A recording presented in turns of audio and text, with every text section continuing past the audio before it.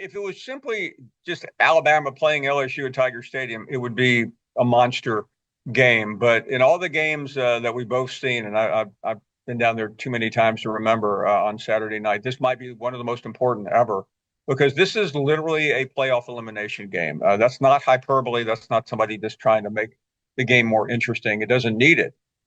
So the pressure in that cauldron of activity will be at an all-time high. I think there's pressure not only on the players but on the two coaches. Brian Kelly doesn't want to be knocked out of the playoffs again. He'd rather not have to sell getting to 10 wins as the benchmark at LSU as opposed to winning a national championship. And you know as well as anyone knows that Alabama getting knocked out of the playoffs by the second week of November is simply unacceptable, especially for a brand new coach.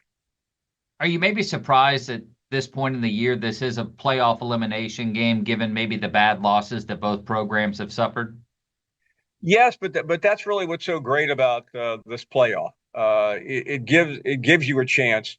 So if you go back 2 years ago when Nick Saban lost to Brian Kelly, that was also a playoff eliminator for Alabama because it was the second loss of the season. So you have one to burn, maybe.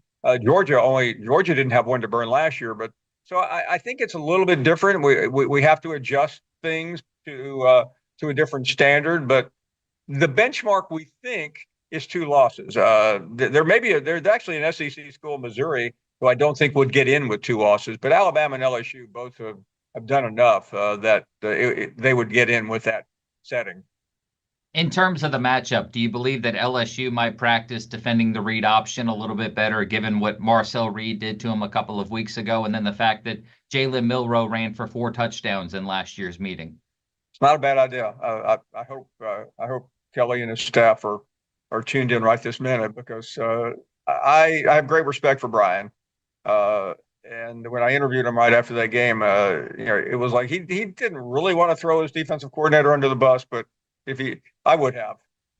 There was no excuse because Marcel Reed had started 3 games for A&M. But I think the fact that a year ago this weekend, Jayden Daniels on the way to the Heisman and the greatness that he is now was severely outplayed by Jalen Milroe in Tuscaloosa. It's pretty hard to remember and imagine, but it did happen that way. So I think LSU will be much better prepared. Can they execute? Can Nussmeier, try to stay within the moment as opposed to thinking he can win the game entirely by himself? You like confidence in a quarterback. You don't want just brazen arrogance. 7 touchdowns, 7 interceptions for Garrett Nussmeier in his last 4 games. I understand that, he's been put in positions where he might feel like he have to win the ball game, but I just feel like the decision making against A&M maybe could have been a little bit better. Just from your perspective, what have you maybe seen from his play here in the last few games? I think he is incredibly talented. He's capable, but I think he has to understand, and the coaching staff has to keep him in check because you just can't force things. Alabama's defense this year is nowhere near what it was a year ago when they were loaded with NFL draft picks. They're good, but they had Terry and Arnold and Caleb Downs and people like that would have just feasted on the mistakes that Nussmeier made recently. So that's a slight advantage, but it would also be nice if the defense could connect on the zone read. It might also be worthwhile for LSU to try to establish a running game.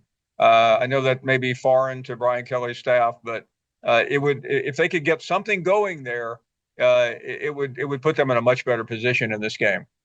How sustainable is that? I know they had 23 carries for 24 yards in their last game against A&M, which isn't ideal at all given the talent that we believed was there at the beginning of the year. But, wanting to accomplish these long-term goals in the college football playoff, how necessary will it be to have a run game?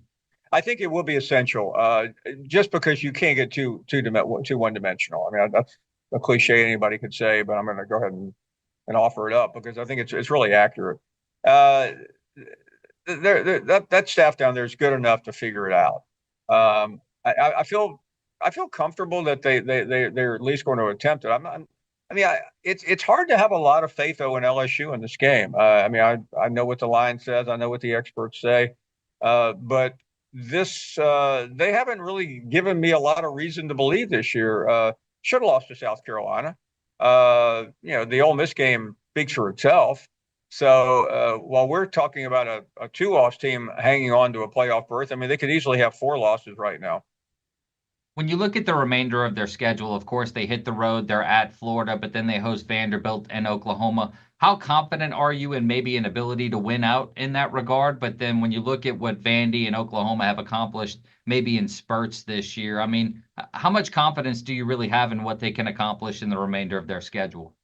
I do believe if they win the game, they're going to win out.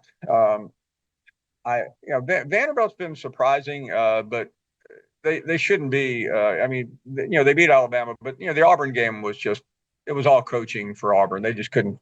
They made just blunderous decisions. Florida is really in trouble right now. They're down to a walk on from Yale. That's not ideal. And Oklahoma, could be a little better down the stretch, but I don't. I think it's all about this game, as it always is.